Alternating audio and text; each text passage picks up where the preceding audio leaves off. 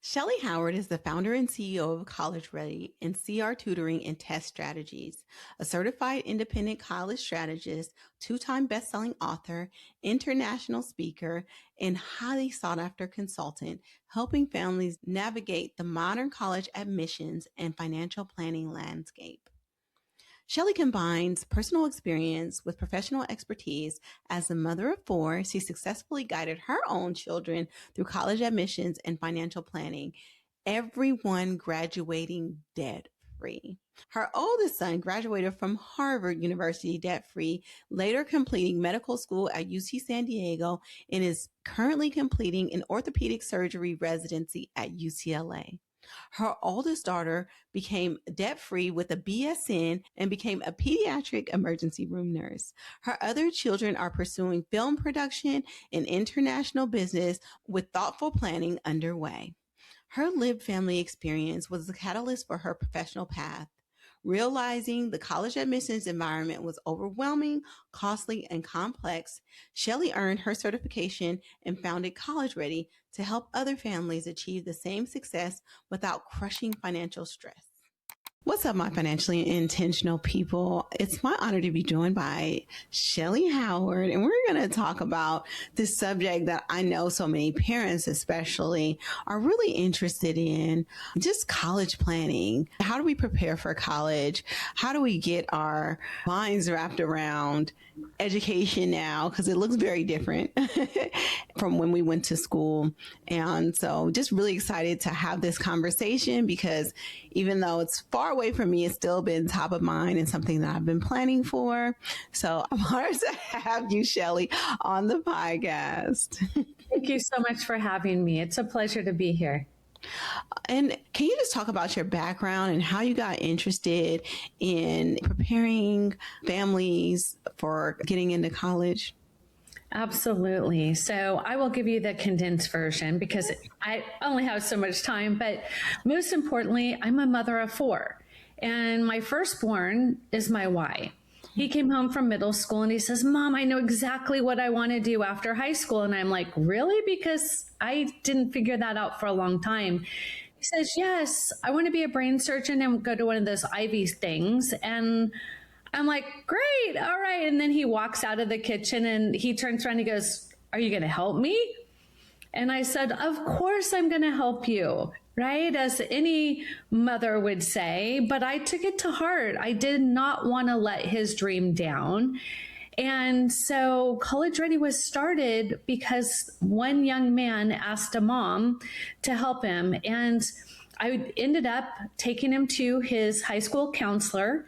And I said, "Can you please tell her what you told me? Because I'm not that kind of parent." And he says, "I want to be a brain surgeon and I want to go to an Ivy school." And she says, "Why? Why would you waste your time or money doing that? Doctors don't make money anymore." And that's the look I gave her. "Where are you coming from? And did you really say that out loud to my child?" And I'm sure she did not mean anything hurtful or harmful by that. But with that reaction, he says, "I guess we're done here." And he excused himself. So on the way home, he says, "Mom, what are we going to do now?" And I said, "That's okay. I will figure it out." And so I did by going back to school and getting my master's degree and then going back to school and becoming a certified independent consultant and touring 25 colleges a semester and helping him 30 hours a week on top of my full-time career. And it was so worth it because he followed all of my recommendations and he ended up applying to 12 schools, getting accepted to 11 and 7 full ride offers. And he got to go to Harvard pre-med and do it without going into debt. So he was my why, and that's why I'm on this podcast. Girl, that is an amazing story. First of all, go mama. Okay. You isn't going to let nobody stop you from doing what you had to do. And the commitment to get your master's degree and then get certified and help your child do this incredible feat. I was waiting for you to say, "Oh no, he changed his mind. He became an art major." No, just kidding. But you know how it goes. I was like that too in middle school. I knew what I wanted to do. I wanted to go to Ivy League schools. I wanted to do all those things. But when I told my dad that, he was like, "Good luck figuring it out." Not that he didn't want to help. That just wasn't his wheelhouse. So in all of that, and I know you've gone on to help hundreds of people since then, what were some of the biggest lessons that you learned in that process? There's many. Like I mentioned, I have 4 children, and so not all 4 of them wanted to listen to my wisdom. So that was number one. Number one was happy to listen, and I learned that I used the same strategy as starting a business. So I basically was branding him and building his business, and that is how I approached the process. What I didn't know is how successful it was going to be, and that it would change my life forever, and that other people were knocking on my door saying, can you help my child do that? And 18 years later, myself and my team, it's no longer just me, they are helping families navigate this amazing process. Last year, we had 29 students get $10.3 million in scholarships. Wow. The same process, the same strategy. 18 years later, we're keeping track. I believe we're right around $80 million over the 18 years. Wow. I love that. Okay, let's talk about the process. What is this magical process that you built? Yeah, so the process is so important. And what it means is having a plan. I often tell families, no matter where you're starting, I have families call me as young as when their baby is born and saying, what's the plan? And I'm like, you're a little early, but here's a few things you can do. And really the plan starts in middle school if and when your child has intellectual curiosity. If they have no desire to talk about their future, they are not ready to have this conversation. But I have lots of students in our program that have started in 7th grade that are more mature than some of my seniors in the program. So I don't believe it's an age. I believe it's a stage. And I do know that at every stage, people mature differently. And with that, we have to be ready to take advantage of that intellectual curiosity. I talk to parents like this. You go and you take your kids to science museums, art museums, you take them on tours to old churches, right? All of these opportunities we do in elementary and high school and middle school. But how often have you just said, you know what, let's go walk around the college campus that's closest to us. Let me show you what it was like. And if your parent didn't go to college, then you can talk about, let's see what it's all about. There's no shame. There's no blame. I was the first to go to college on both sides of my family. My parents didn't have a clue how to help me. But what they did know is they wanted to support my dreams. And that was just listening. What did I want? What kind of life did I want? And so the strategy is this. First, you have to find out who is your child, what matters to them, and what have they done to prove it. Everybody wants to pick the name of a school first, or a football team, or a basketball team, or a sorority. And unfortunately, that's the trophy at the end. That's not where we start. And we have to start with the child, that young adult, that teenager who is asking the same questions. Who am I? Am I a leader? Am I a follower? What are my core values? Do I care about other people, or am I all about myself? What is important to me, and what have I done to show that I'm not entitled and that I do care about other people and collaboration and making sure that we get to the bottom line? And so that intellectual curiosity needs to be nurtured. And unfortunately, the high schools are not able to do it because they have a job to do, which is teach reading, writing, history, math, science. There's not a lot of nurturing going on there. And I know as a busy working mom myself, that was a high order. Where would you like me to fit that in between grocery shopping and doing homework? I don't know how we're supposed to do this. So it all starts there. And that's an important piece that I want families to realize. It can start right now. Your child can start applying for college scholarships in 4th grade. So if they're waiting until their junior and senior year to start this process, they're missing out on a lot of opportunity and a lot of money. Fourth grade. Wow, that's blowing my mind. I didn't know that. I have heard that the real planning can start in middle school, but only if you have interest. My biggest thing right now is that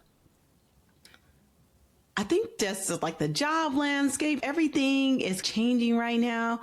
And I know you probably heard it. People now coming to you, do you think college is even worth it? I love that question. Thank you for asking that. I think it's such an important question to ask, but I think it's important to go a little bit deeper before we go forward. Why are the parents asking that? I'll tell you why. Because their parents told them you must go to college. I don't care who you are and what you're doing. That is a demand that we're making on you. You can pick whatever you want when you get there. You don't have to know before you go. You can go undeclared, undecided, and just work your way through it, and you'll be fine. And, oh, we can't help pay for it, so you're going to have to take the loans and the debt. And then, oh, when you graduate, there might not be a job, because if you are a psychology major, there's no job called psychology. So we've set you up to fail, and we're shocked that you even made it through.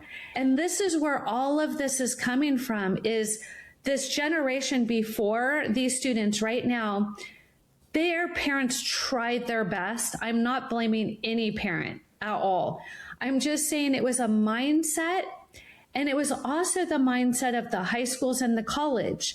They're so young, they'll figure it out. At the sum of hundreds of thousands of dollars, picking a major based on, I don't know, there's lots of crazy reasons why kids pick majors. Picking a college based on the location or if it's a party school or not.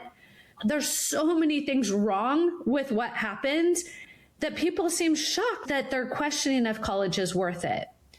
I just want to say you're telling my story, okay? My story was you're going to college by any means necessary. What school are you going to go to? Oh, I'll just go to USC. Oh, my dad said, that's a good football school. You should go there, right? And then whatever your major is, just get through it. You'll figure it out. No real direction. And $200,000 in student loan debt later. Here it is. I'm lucky that I was able to get into a career where I was able to pay off my student loans, but that isn't a lot of people's stories. And so I'm that parent that is just like, is this worth it? Sure. And you have every right to ask that. And that's why I think it's important that I go deeper, because a lot of it is our own mindset, our own history that we come to the table with. I sat down both my parents when I was in high school and I said, should I go to college? And one said yes and one said no. What do you do with that? I was like, wow, we have house divided. One said, go get a job like I did. The other said, I wish I would have made all my mistakes in those 4 years before I made them as an adult, and it cost me a lot. And so it came from a very different mindset shift of what they came to the table with. And so I want parents to really be thinking, instead of, is college worth it? Put this mindset on. What is my child going to do after high school? That's the first question. If they want to be an influencer, ask them to see their business plan. They will have huge eyes and be like, I don't know how to do a business plan. Oh, guess what you can learn in college? How to write business plans. Amazing. That might be an idea for you. Or another child says, I don't even like school. I'm thinking plumber, electrician, mechanic. Outstanding. I love that idea. And I help students understand that is not a bad idea at all. Here's the question I ask them. When you are 50, do you want to be under a car, under a sink, or putting wires together? Or do you want to have a team, employees, doing that work, and now your mind is creating opportunity? I don't know how to do that. Again, I ask you, what do you learn in college? You learn finance, marketing, entrepreneur skills. College, if done well, is an incredible, beautiful place for people who are curious about things. If you're going there as a punishment, you're going to come out with a jail sentence. That's all you're coming out with. But if you go in with passion, intellectual curiosity, desire, you have a why you're going to be there, you're going to come out not only debt-free, but you're going to come out on fire. And that was my story. And so I was the first to go to college. Both parents were entrepreneurs. I knew I wanted to be an entrepreneur. My dad said, why don't you go work for a Fortune 500 company for a few years, get all of their brilliant training, make all the mistakes on their dollar, you start your business, and now you're running. You're not tripping and falling and picking yourself up. And it was brilliant advice because that's exactly what I did. And so it comes down to the why of college, not is it worth it? If you want to be an engineer, a lawyer, a doctor, a CPA, there is no other option. It is what it is. My son's an orthopedic surgeon. My daughter's an emergency room nurse. My other son is in PA school. And my fourth is an international business entrepreneur. So one took after me. All the rest knew I'm needle phobic, and they took advantage of it. So it really comes down to what's best for that child. But I love the key thing that you said there, if done right. And I think that's the part that's missing because of our trauma or whatever. All the kids see like the Mr. Beast and they just, I don't want to go to school because I'm going to be the next overnight YouTube star or the influencer that just makes all this money. College isn't even a thing anymore. But I think there's a lot to be said about intentionally planning college so you come out debt free, and intentionally planning college so that you go into a career where, like you said, you're running, not stumbling. And yeah, so that meant a lot to me. And I know it'll hit with a lot of my listeners who are parents that are thinking the same things, are having those struggles with their kids. Mm-hmm. And it's so wise. This generation is so used to things really fast. Everything has to happen super fast. Planning for college is a marathon. It is not a sprint. And so if you do it well, the first stage is helping your child figure out who they are, what matters to them, and their core values. Tell me one adult who doesn't wish they had that. One adult. No way. Every adult I've ever met was like, can you teach me that, Shellee? But I'm like, people need that right now. There's so many people that just have not figured that out yet. And I've been fighting to get it into schools, but it's not mandated. They don't get money for it. There's lots of reasons it's not in schools. In the College Ready program, myself and my team, the first thing we do is we talk to your student and we talk about, who are you? What matters to you? What do you care about? Who do you advocate for? And then here's a fun one you might really enjoy. A little practice here, parents. Sit down your teens and say, we're going to play a game, and I need your undivided attention. Phones put in the drawer, just us. I don't care when you do it or how you do it, but here's the funnest game you will play with your teenager. You say there's two rules. One is you cannot roll your eyes, you cannot go, ugh, and you can't fold your arms or walk away. So there's no drama. The second thing is I will keep to myself. I will not say any reactionary drama either. Okay, that sounds great. Here we go. I'll give you $1 million cash. If they are not smiling, you are in trouble. Okay, just know there's no financial literacy going on if they don't get the value of $1 million. Okay. My kids will be like, that's it. No. And that's what I mean. We need to help understand, where is their mindset? Is 1 million a lot? Is 1 million nothing? I think that's a very important thing. The next thing I tell them is you have 24 hours to spend it, or you have to give it all back to me. Go. Some of them will look at you like, I got nothing. I have no idea how I would spend that money. They're not going to have a clue how to pick a major. They don't know themselves. They don't even know what they want for $1 million. There's a whole strategy for that student. The next student, maybe I'd buy a yacht, I'd buy a plane, I take all my friends around the world and I would say $1 million. And they'd be like, yeah, $1 million. Again, no financial literacy whatsoever going on there. And that's a whole nother strategy. And then there's this child. Well, first, I would buy a fixer-upper, and I would work every day after school to fix it up, and then I would sell it, and I'd buy 2 fixer-uppers. And I'm like, wait a minute, what do your parents do? And he goes, oh, my parents flip homes. Oh, and his parents like, we didn't even know he listened. We've never talked to him about it. We had no idea he was processing this. So parents, if you're staying in a place of, I can't, I won't, it's not fair, we don't have, guess what they're hearing? They're worried. They're worried about you. They're worried about them. They're worried. If you're saying, let's talk about what you want. Do you ever want to buy a new car? Heck yeah, I'd like to buy a new car. Do you want one every year? Do you want one every 20 years? I'd like one every year. What kind? Oh, I want a Lamborghini.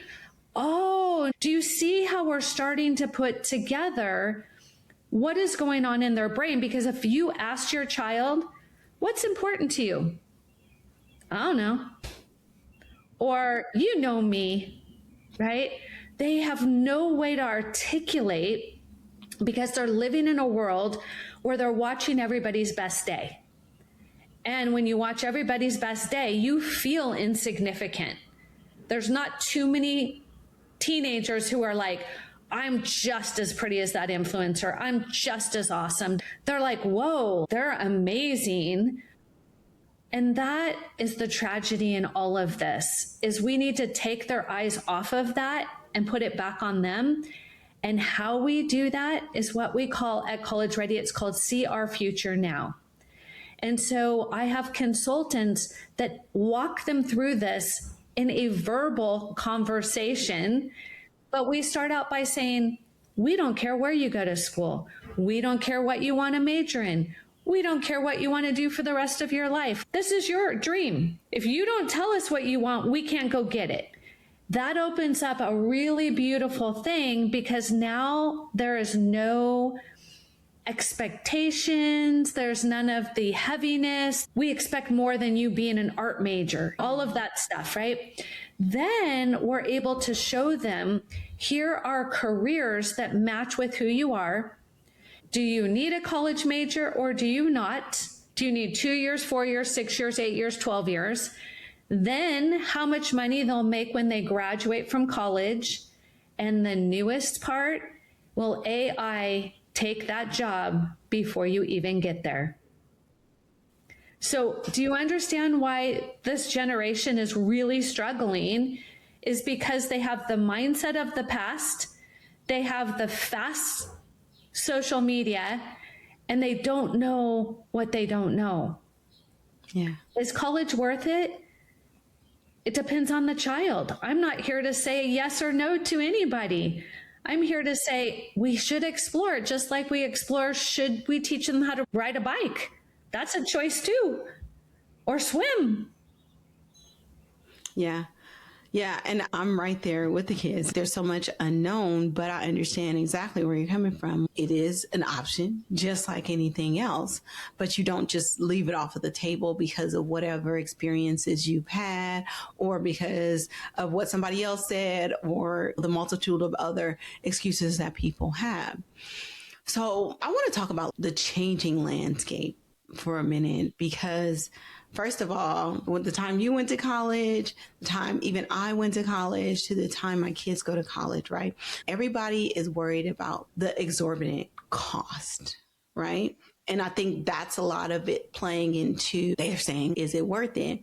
Because when I went to USC, it was $40,000 a year, and that was $1 billion to my parents. But now it's $100,000 a year, just the base. And so I'm just like, oh my God, my whole plan around saving for my daughter's 529 was to make sure she had $100,000 by 18. And anything more than that, I was, man. So in these times where college is just getting more and more expensive, and people coming out of college not landing in the careers that actually dictate those kind of salaries that would be able to afford them to earn that much money. And I know you work with getting kids in college debt free, which I think is amazing, but I know the cost is prohibitive for so many people. Can we talk about that a little bit? I think it's really important. We call it a return on investment, just like a house, a car, just like CDs, right? What will my return on that investment be? Money in, what does it get me? So I want to help people think about this for a moment. Just like any other investment, we want to do our due diligence. We want to understand, is that the best academic fit, the best social fit, the best financial fit? So let's talk on the financial fit. When people tell me I can't afford college, what it tells me is they haven't done their homework. There are 10 colleges that are tuition free, which means that student has to work to get their tuition paid for. And if you don't want to do that, then maybe college is not right for you. Are you talking about work study? No, more than work study. So actually, it's even deeper than that. There's 10 of them in the US, and they are not going to be the USCs or the Harvards or the UCLA. They're not the brand name, but they are a accredited university in where you trade your full-time work for a education. And that right there is the first thing I want people to realize is in my first book, How to Send Your Student to College Without Losing Your Mind or Your Money, I list them. I do not have them memorized, or I would tell your listeners, but just know, go to the book and you'll find them there. The second piece is return on investment of time. There are many colleges that take 4 years to get a 2-year degree, 6 years to get a 4-year degree. You want to be thinking, for me, does that make sense? Yes, I would love to go to school A, but it's a large public school and none of their freshmen get the classes they want. Now they have to go to community college to get those classes, go to school all summer, all winter. That's opportunity cost. That's a return on investment, right? Then you have the actual cost of college. As I mentioned, my son went to Harvard completely debt-free and I didn't pay a dime. So it's not that mommy covered the bill, right? He got a full ride at USC and Harvard matched it. So he did. He got the presidential, and they don't give them out like Skittles. No, they do not. But he definitely earned it and he worked hard for it. I don't want to take away that. And we bought the sweatshirt and I was willing to learn the fight song. I have no USC in my family, but I'm like, I'll learn it. I'm all about a free UC education. And then a week later, Harvard came with a beautiful package that says, come, we'd like to have you for a couple of days on the Charles River. Heck, I lost that battle. We're walking along the Charles River. My son's, Mom, but it's Harvard. And I'm like, but USC's an hour away from me. Come on. So we're having this battle between the two of us. And I said, here's the deal. You're going for free to USC, which means you can go to medical school without any debt. You can do that at Harvard. I will give you my blessing. And he did. So that's what I'm talking about, is what you don't know is many times part of the problem. As I mentioned, students can start applying for independent scholarships in 4th grade and all the way through college. So that's one thing most people don't understand. Number 2 is 97% of families complete the FAFSA wrong, and that's why they don't get any money. Check that box. The third one is people don't even start talking about can we afford that school until after the child applies, gets in, and then that parent has to go, oh, I'm sorry, we don't have that kind of money. Heartbreak, okay? We do all of that differently. And I think that's the important thing I want parents to know. Number 1 is, if financial fit's important, we want to know your student aid index now. We don't want to know if you can or can't afford it. If you are need-based, if you get into one of the Ivies, they pay 100%. If you make under $200,000, I don't know if that applies to you or not, but, right? So then there's the middle piece, and they're my favorite because that was me. I made too much to get need-based. I didn't make enough to want to write a check, right? That was me. And so I feel your pain. I lived your pain 4 times. 4 times. 4 times. And so I tell everybody, without a plan, you plan to fail. If you don't plan this, it's like figuring out you need money for retirement when you're 75. It doesn't work like that. If you don't approach it from a mindset of, I need to understand how this all works, the FAFSA is not just about your income. It's also about where you hold your assets. That FAFSA looks at some assets and they don't look at others. Wink, if you can't see me, I want you to know the government is telling you what you can do with your assets to help yourself get more money. Just like tax code for the wealthy. They tell you where it needs to be, and if you choose not to be educated and you choose not to listen, there's not a whole lot I can say to that other than all 4 of mine went completely debt-free, and my kids are no better than your kids. Yeah, I love that. And I've been told by people that do college planning that my 529 was stupid because it means that I'm going to pay for college. And so I'm just like, I know that there's some maneuvering I can do. But the whole thing, like you said, you have to understand those things, and waiting until after kids apply is way too late. And so if this is something that you're thinking when your kid is interested, start now. So explain to me what College Ready does, how it works with people. Do you work with people all over the country? How does it work? So College Ready was started here in the US in Southern California because that's where I was born and raised. And when my son had big dreams of going to Ivy, we had to open that world way open wide. I thought he would go to a UC or USC. And so I never really thought I had to be looking at the others. What I learned is that was my ignorance. I thought because I lived in the state of California that going to a California school was going to be the best return on my investment. And that was completely wrong. And I did not realize that until I became a certified independent college strategist, that I could get people into private school and out quicker for less money than a public school. That we're all fighting for. Hold on. And let me just tell you something. I'm a testament to that too. I went to USC. I told you it was $40,000 a year. I graduated from 6 years, undergrad and grad, with $40,000 in debt. I went back to school to become a nurse and went to UCSF, and came out with $150,000 of debt for 3 years.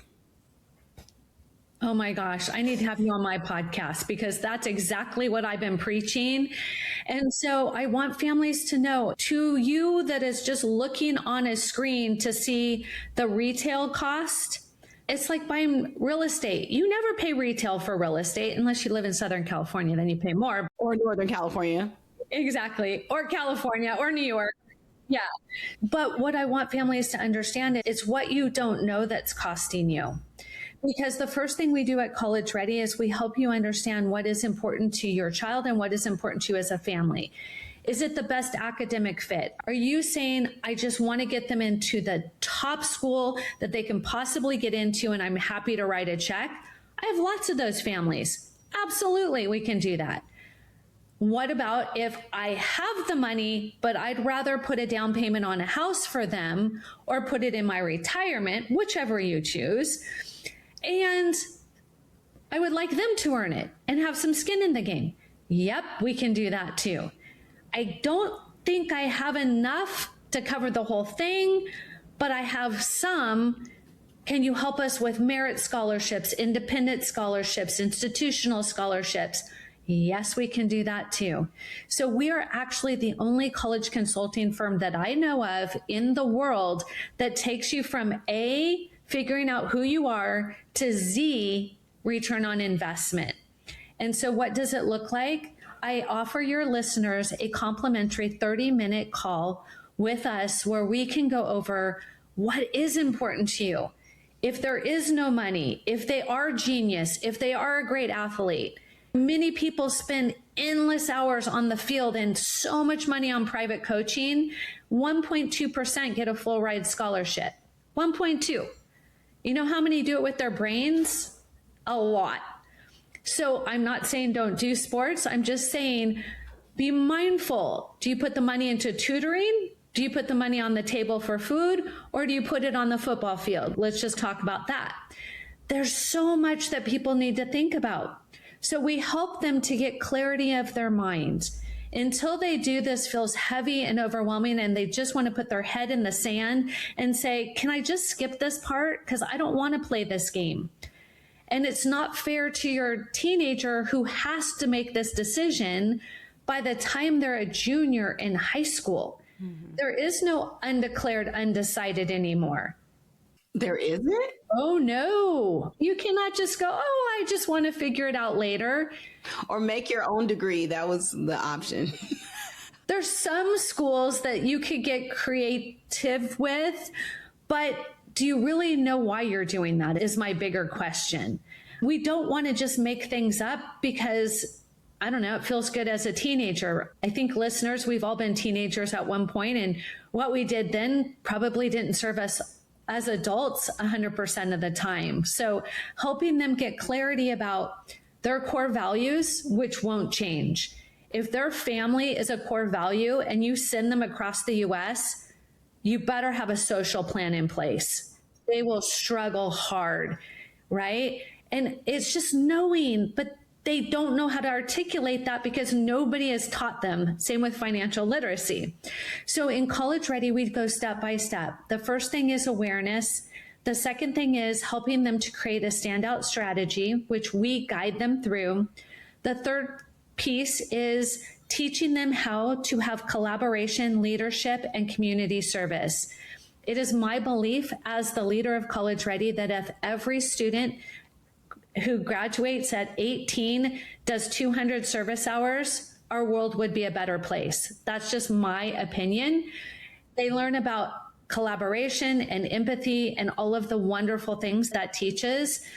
They learn how to lead others to create change. So I created an organization called empowereducation.world, where teenagers from all over the world get together for 1 hour a week online. We have built a school in Uganda and educate 850 little children to be able to have the desire to get an education so they can choose what they want to do versus being stuck. And so when your child steps into a world of real need, third world need, and all of their things seem a little silly. I didn't get the new backpack. I didn't get the new shoes. These kids have nothing. So they start to see from another perspective, wow, I really do have opportunity and choices, and I need to take this seriously.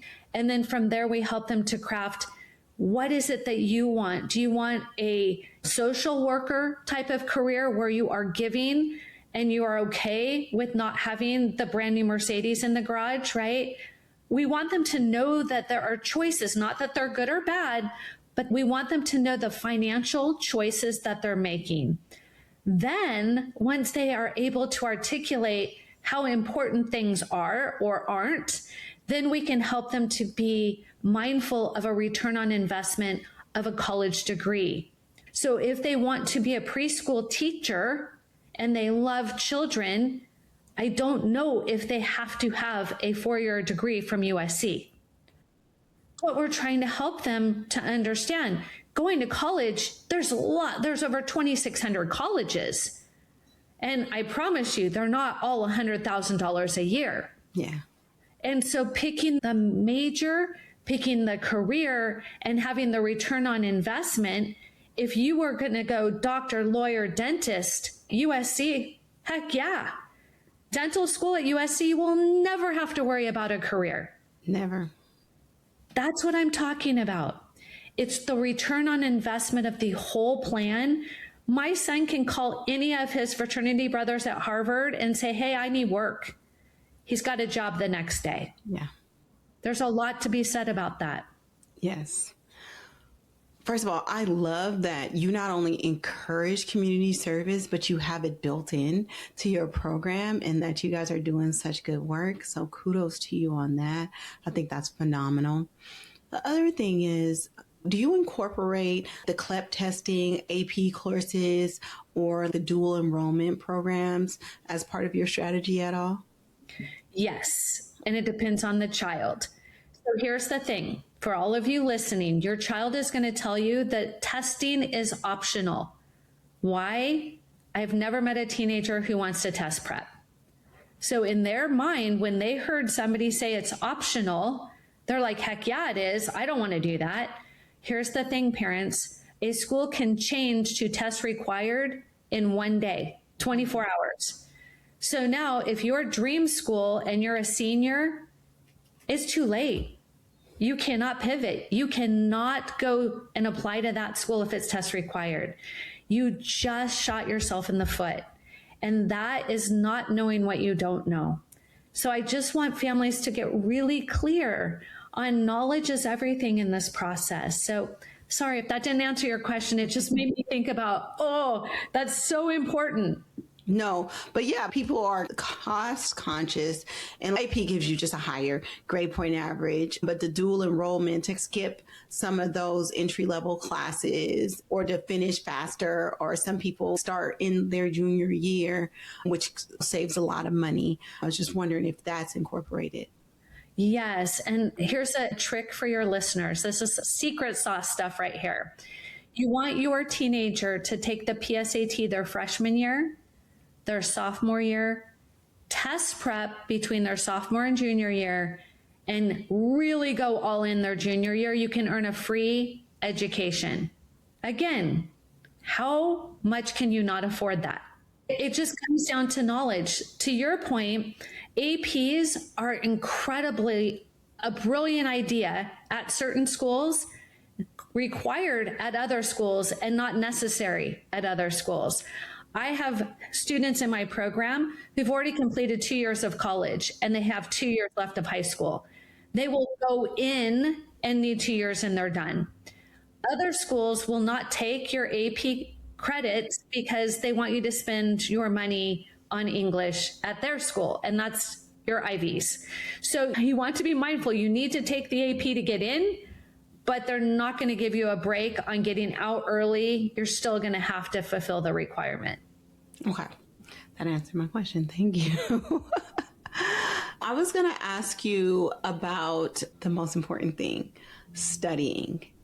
One of the things that I learned when I went to university was that passing classes and knowing how exactly to study was a skill that I wasn't afforded, and how important that was. Do you work on that kind of prep, or do you encourage people to do that on their own, or is that incorporated in the College Ready program at all? Yeah, so that's part of our plan. Is we want students to understand that there's different ways of learning, right? Some people hear it, see it, have to write it, some have to do it all. But here's the thing, when you take the SAT and the ACT, it's nothing like any of the other tests you have ever taken. It's not an IQ test. It's not how smart you are. It's how fast can you complete the right answer and not leave any undone. So we have to teach you a whole nother strategy of how do I get rid of these answers very quickly by looking at this passage. And so it is a true strategy on how to pass the test. And once you learn it, it will help you in college. It will help you with the NCLEX, the MCAT, the LSAT. It will help you do all of that. And that's why I encourage families, test prep is important. I don't sell it. I refer out. So I make nothing by saying that. And that's why I'm saying, if you want money and you want to be prepared, you need to be putting time in.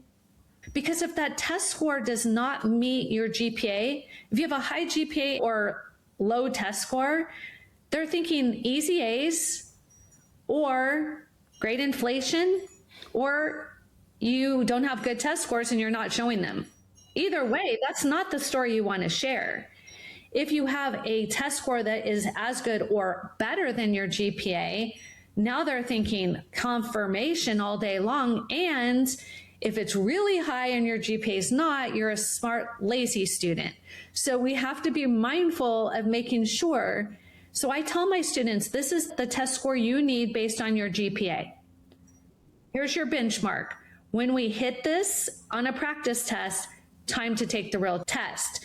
It can be in their freshman year, their sophomore year, their junior year, or their senior year. Every student's going to have a different strategy. Yeah.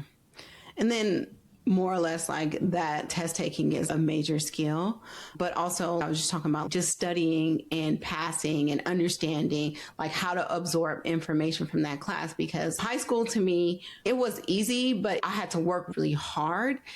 But the skills it took to transition into college and understand how they wanted to do things and what they graded. And that was a really sharp, steep uphill battle for me to understand that. And I know that in college preparatory schools or a lot of private schools, they do teach that. And I know it's missing. I was just a product of Oakland Public Schools.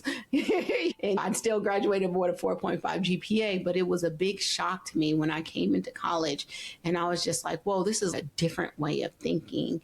And so I know that's something that oftentimes isn't mandatorily taught in schools, but taught in certain schools or taught in privileged areas, or something that other parents knew that they had to outsource in order to prepare their kids for these institutions. I also think students learn some of that in AP, IB, or dual enrollment. Get to learn it gentler than maybe the fire hose method of high school to college.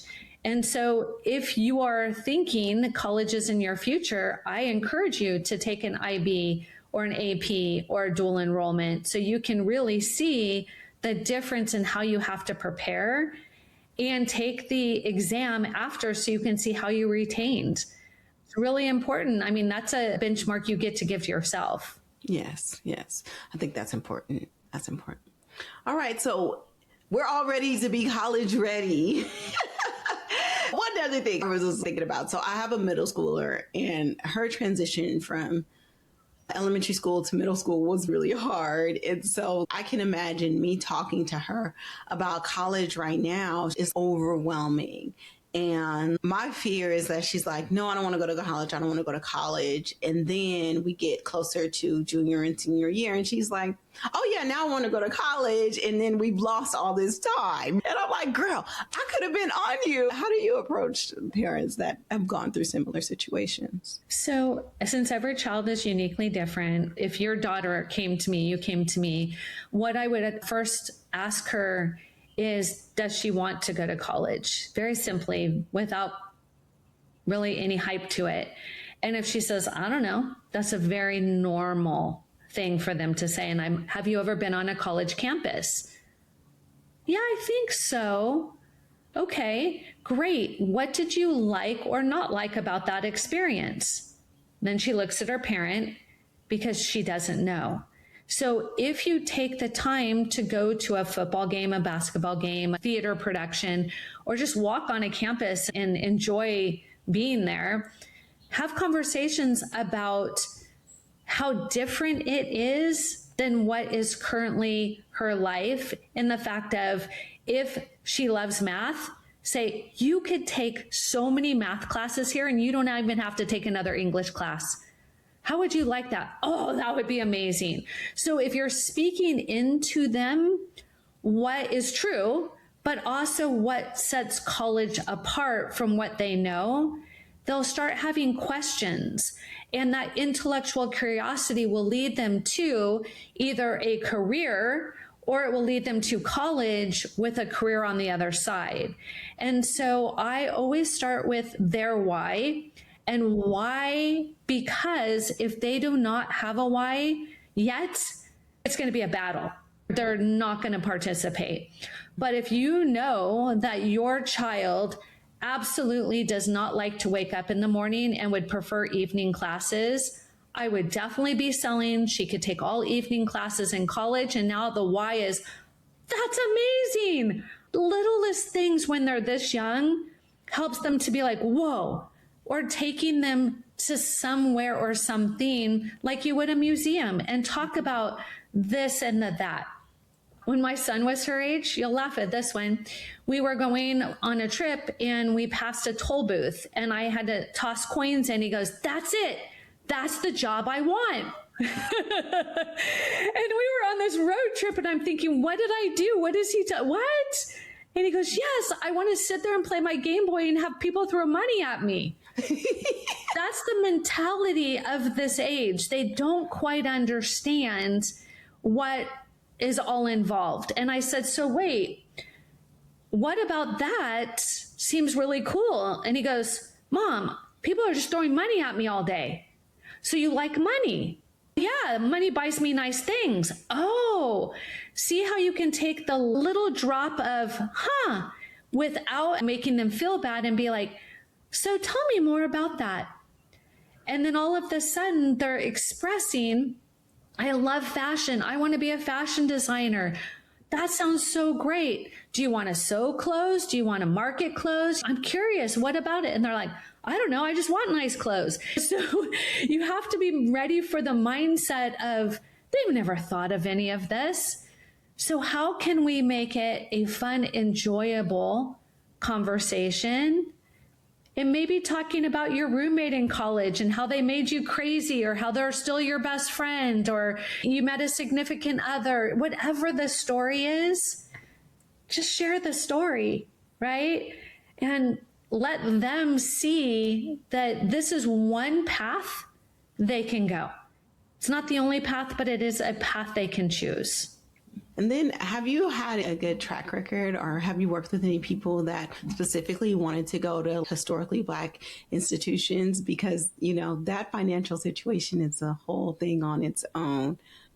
I have. I was at Howard University about a year and a half ago. And I was there with my husband. He doesn't usually travel with me, but he was there. And I was asking all the same questions. I'm like, I need to know what are the differences. I need to know what's the same.